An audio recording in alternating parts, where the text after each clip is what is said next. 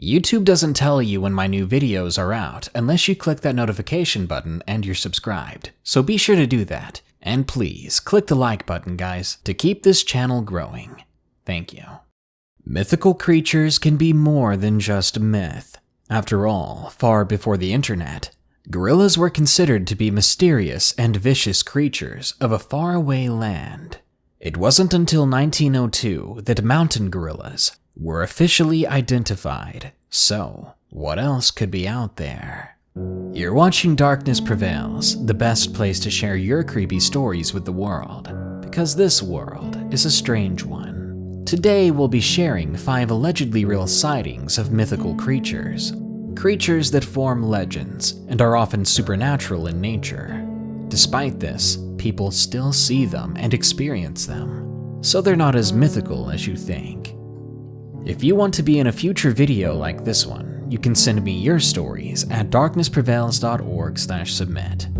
Now then, let's hope these monsters stay mythical. Who knows what could happen if you ran into one the next time you venture outside. Number 1. The Shapeshifter. Submitted by Chris B.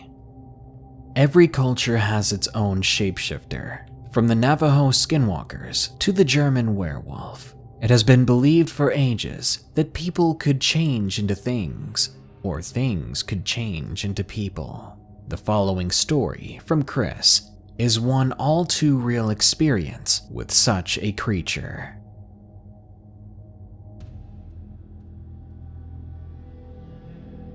I live in a small town in Ontario, which has its ups and downs.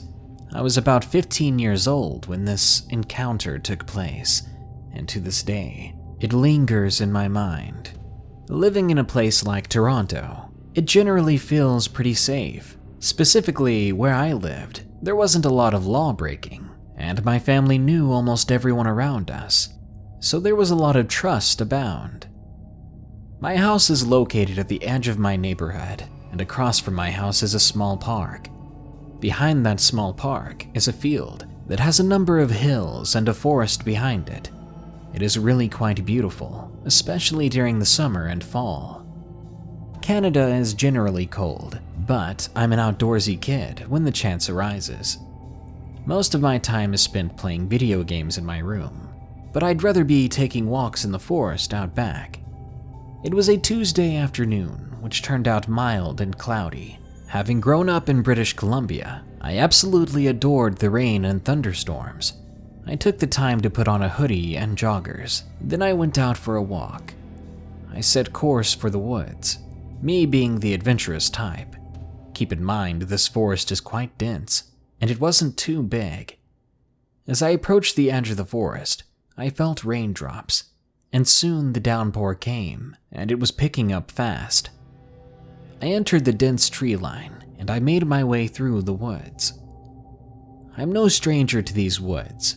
I've been in them with friends several times. As such, I've already discovered a homeless shack that was constructed in that forest.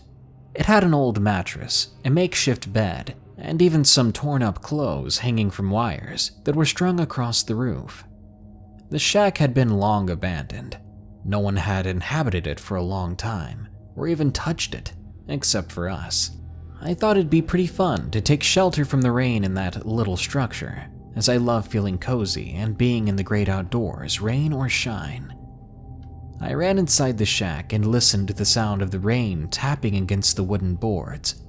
It was amazing. I felt so refreshed and alive. Up until I noticed a horrible smell. I looked behind me and noticed something that was never there before. A lifeless raccoon was lying on the bed under the shelter, its insides spewed out, or rather torn out. I backed away suddenly, but the sight wasn't enough to disturb me completely. I've seen animals like that before, and they don't faze me much. As cruel as it sounds, I quickly came to the simplest conclusion, telling myself that an animal must have taken shelter here and had taken a bite to eat with it. That didn't make me comfortable though, and all the love for the rain had quickly diverted to worrying.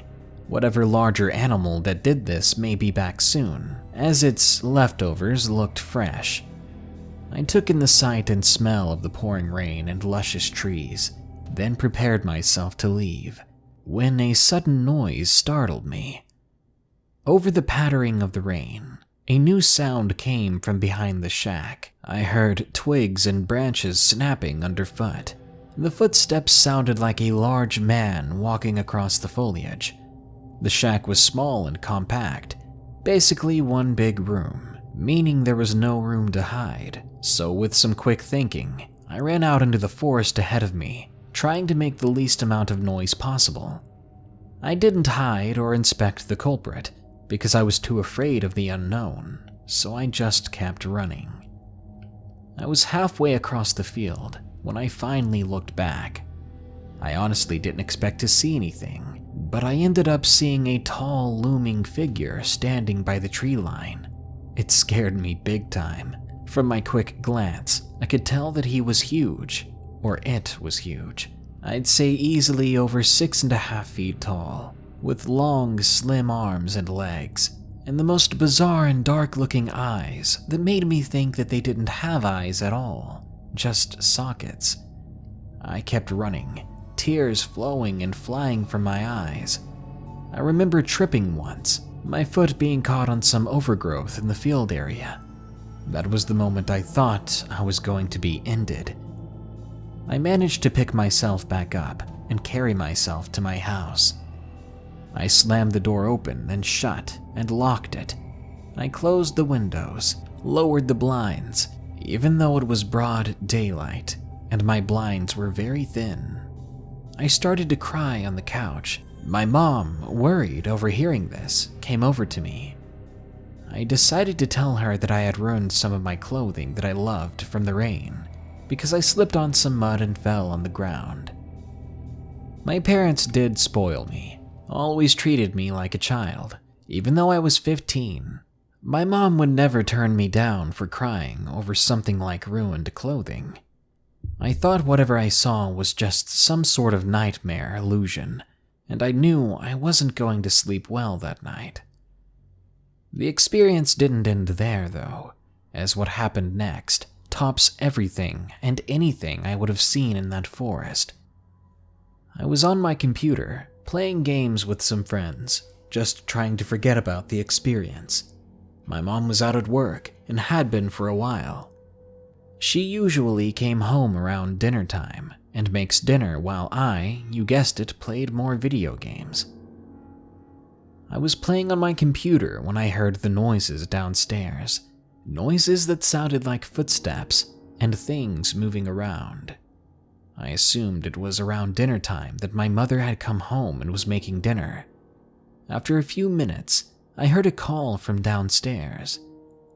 "Dinner's ready," came a voice all too familiar.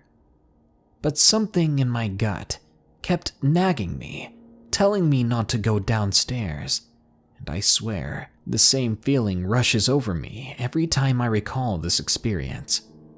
I got up from my chair and I opened the door. "I'll be down in a few, just finishing up," I called down. Suddenly, my phone vibrated. I had received a text from my mom. It read, "I'll be home in a few minutes." My heart sank. Then came a sound from the thing downstairs. "Chris, now." That did not even sound like my mother. It had her voice almost, but it was far deeper, far raspier. And then I heard the all too heavy footsteps coming up the stairs. I dashed into my room and closed the door. My door doesn't have a lock, so I went to my closet and I closed myself in. My heart was pounding, and I did my best not to whimper. Then something opened my bedroom door. I tried to peek through the crack of my closet, and I watched as what appeared to be my mother entering my room. I almost opened the closet door and jumped out, filled with relief for only a moment, realizing that I may have just been paranoid. But something was wrong. I kept myself from moving, and I just kept watching. When she turned to the side where I could see her face, I nearly screamed. My mom didn't have eyeless sockets. I was part of a living nightmare, and I closed my eyes, thinking this was all over for me. "Chris," it moaned. Then a loud noise seemed to jolt the creature's head up. It was the sound of a door slamming shut. My mom was home. The creature rushed out of the room, and I heard a window pop open in the hallway. The thing threw itself out the window, but apparently, my mom never heard a thing. After a few minutes of silence, I came out and went downstairs. I was skeptical when it came to seeing my own mother, but eventually I came to terms that this one was the real thing. The event still sends chills down my spine. I suffer constant nightmares about it. I feel that therapy would help me out a lot, but how do I get my mother to let me go? What do you even tell anyone else? I feel this is the only place that'll hear my story and give me an ounce of belief. Since then, we have moved out of the house, and we're now living downtown. But I still keep my story, my most horrifying encounter, to myself. Number 2. The Afanc. Submitted by Isaac. The Afanc is a lake monster from Welsh mythology. It is often described as an abhorrent cross between a beaver and crocodile. It's often said to be a demon that preys upon those who enter its lake. Isaac shares their encounter with us, an encounter with the Afanc.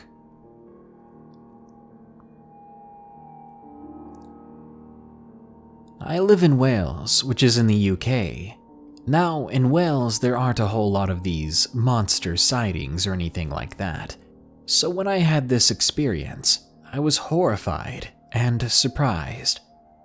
It was a hot summer afternoon. I was outside in my homemade gym, which consisted of a small shed with a few weights in it. I have 2 dogs, both border terriers, and just love being in an area where they can run around in. So I decided to bring my workout on the go. Near my home, there is a large area of woods which are private, but my grandfather's friends own it, so I am basically allowed to do what I want in there, and I can let my dogs off the leash for a runaround. Once I entered the woods, I was immediately greeted with an eerie silence. Strange, I thought, because normally, even before I set foot in the woods, you could hear all types of birds and animals, but I brushed it off, thinking that my presence had scared the wildlife. 20 minutes into the walk, I saw the familiar pond which I let my dogs have a swim in, and I can have a rest from all the walking. But that day, strangely enough, my dogs didn't want to go swimming at all, and they stayed reluctant to even go near the pond. It was then that I was thinking maybe we should go home early, and that's when I noticed it. In the corner of my eye, I saw a weird-looking figure. It was small and hunched over by the other side of the pond. At first, I figured it was an oddly large fox, but when it dove into the pond and never came back up, I got up and I ran back to the house with the dogs. They were very happy to oblige. That walk that took 20 minutes before was now a 5-minute run, but something made my stomach drop when one of my dogs was not following me. Instead, it had its tail between its legs, and it was lying down, cowering in the middle of the path.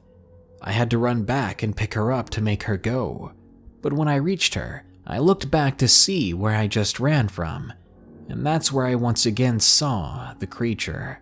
It was now 12 feet in front of me, and I saw it clear as day, especially as I was much closer now. It had a long, rounded, flat tail, similar to a beaver's, but it was covered in scales like a reptile. It had massive, sharp teeth in the front of its jaw. It stood there, turned its head to the side, and looked into my eyes, before letting out an ear-piercing scream. Then it immediately ran back to the pond, In literally seconds, I heard it splash into the water. I realized how fast it must have run to get there that fast. I winced in fear, but my other dog rubbed against my leg and brought me back to life.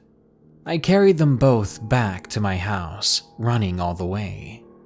Like anyone else who witnesses something like this, I didn't tell anyone at first.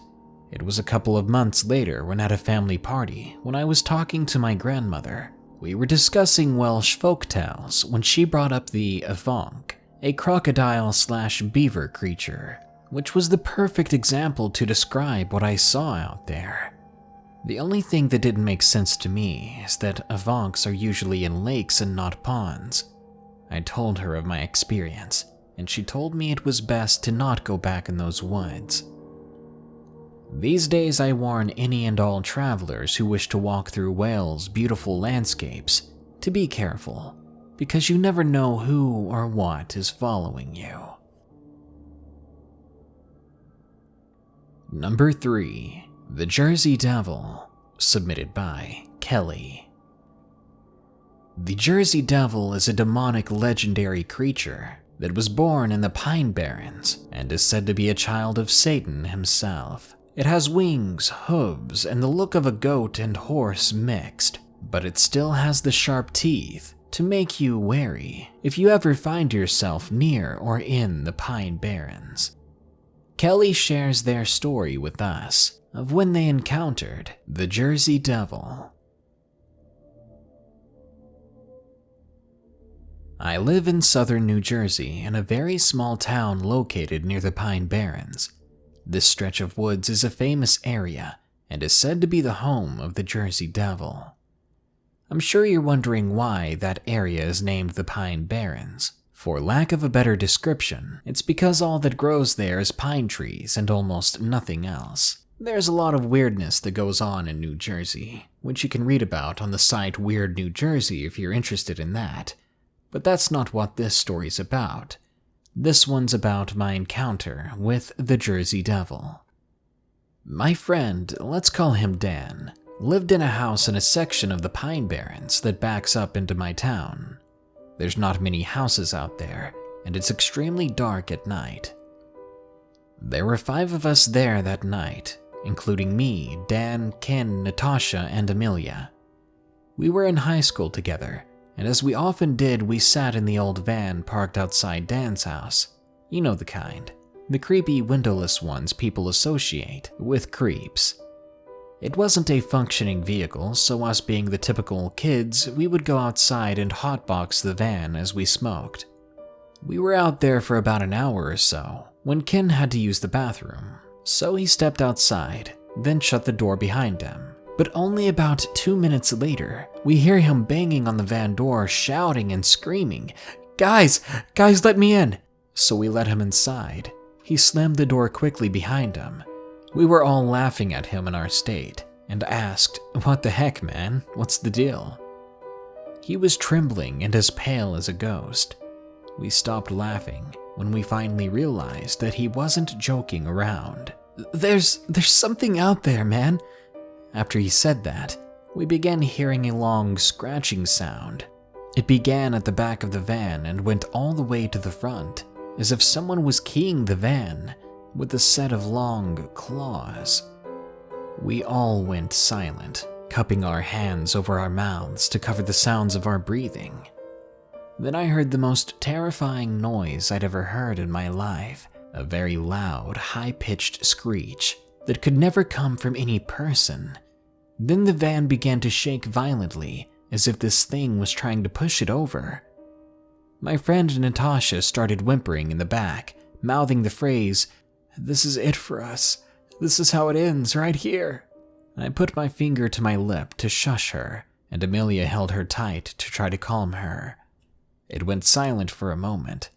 Then we heard a huge whooshing sound that I could only imagine was something taking flight, something with massive wings. There was a heavy thud on top of the van, then heavy pacing back and forth across the roof as something heavy walked around. After about 10 minutes of the pacing, we heard that ear-piercing screech again, and then the whoosh of wings as this thing flew off and away. In silence, the 5 of us sat there, waiting and praying that it was gone, that it was over. After half an hour, Dan slowly opened the van door to peek outside, and he whispered, "I think it's gone." We all rushed out of the van and made a beeline to the sliding door of Dan's house. We didn't say much the rest of the night. We just kept smoking until we all fell asleep in Dan's room.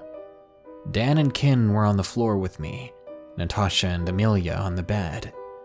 We talked about it a bit the next morning, then we assessed the damage to the van. We didn't have to say it. We knew who it was. It could only be one thing that lived around here, besides deer. Without a word, we all knew it was the Jersey Devil. I'd like to say that that was my last Jersey Devil experience, but it wasn't. All I have to say is, don't let your guard down in the Pine Barrens, because some stories are more than stories. Number 4. The Incubus. Submitted by May. The Incubus is a demon, a male demon, that enjoys having his way with women when they sleep. May shares her story with one such incubus, a story that might have you rethinking that midday nap.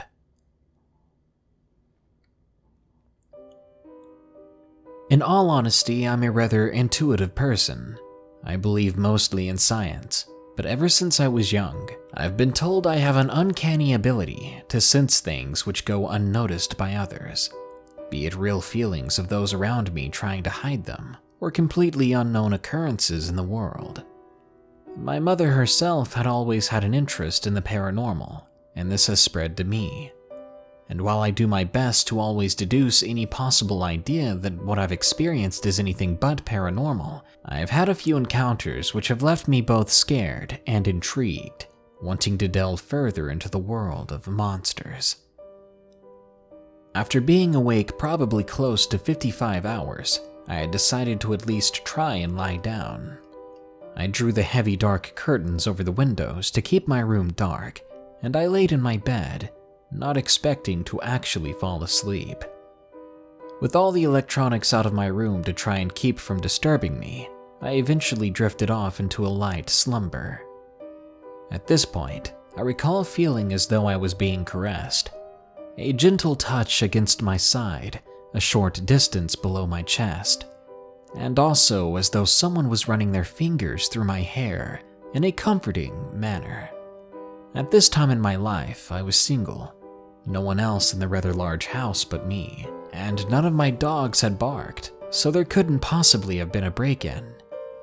I recall opening my eyes slowly, but before anything could focus in the very low-light room, the hand which had been combing through my hair covers my eyes. Then I hear something.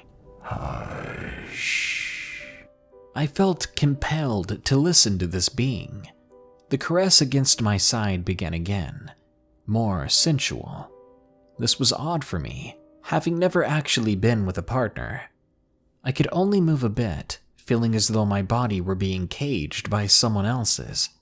I wasn't emerging from this dreamy feeling state, and even if I could pin this on sleep paralysis, those encounters are normally scary. They feel life-threatening.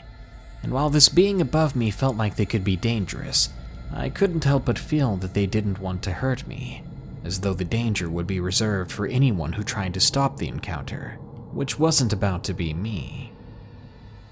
When the time with this being was drawing to a close, I finally opened my eyes. My vision was graced with a sharp-toothed grin and wild orange eyes, set in a face which could only be described as an ashy skin tone. I still cannot decide if I was seeing horns by the humanoid's temples or just messy finger-brushed hair. Its hand then covered my eyes once more, and when I blinked, the thing was gone. When I emerged from my room, there was an eerie sensation, along with a sensation of satisfaction and rest. but when I checked the time, it was hardly an hour after I attempted to go to bed, yet it felt like I'd been in my room for days. And number 5, The Wendigo, submitted by Jawon E. The Wendigo is an evil spirit from Navajo folklore. It's said to haunt those that have tasted other human flesh. It would possess people who have resorted to eating other people, changing them into a creature that is inhuman, pale, and cannot stop hungering for more human flesh. This is Jawon's story of their encounter with the Wendigo. One day around last year in late November, me and a friend of mine named Brandon were at my cousin's house to stay the night. I'll tell you, my cousin lives in the country far from the city, so usually it's quiet and calm. But this time, when we went there, something was just off, like nothing felt normal.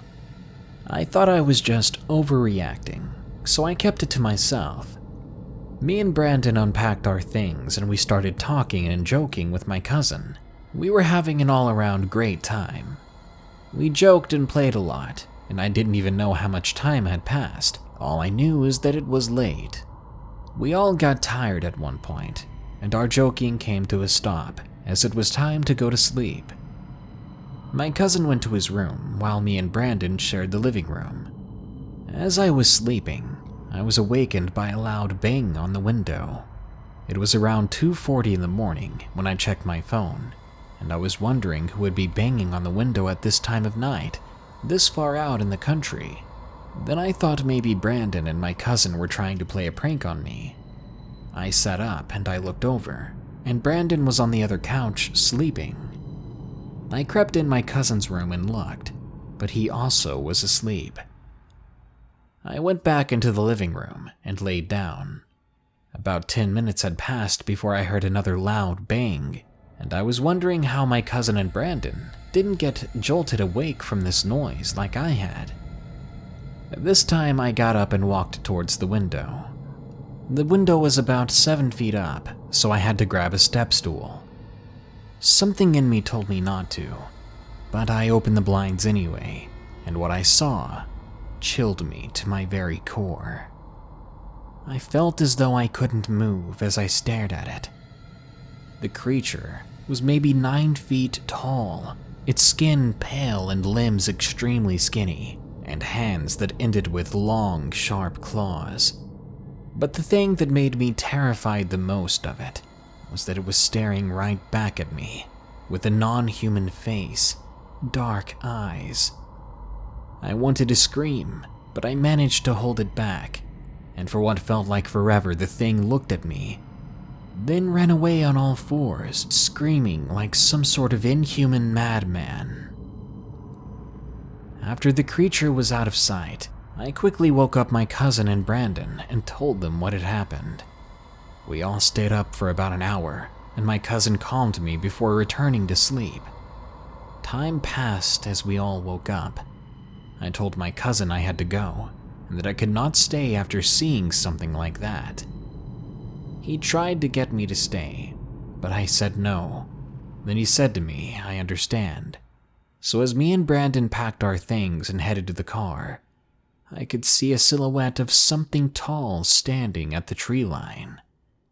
Something just watching us before running off into the woods. After this experience, I told my cousin to come visit me instead, because I really didn't ever want to go back.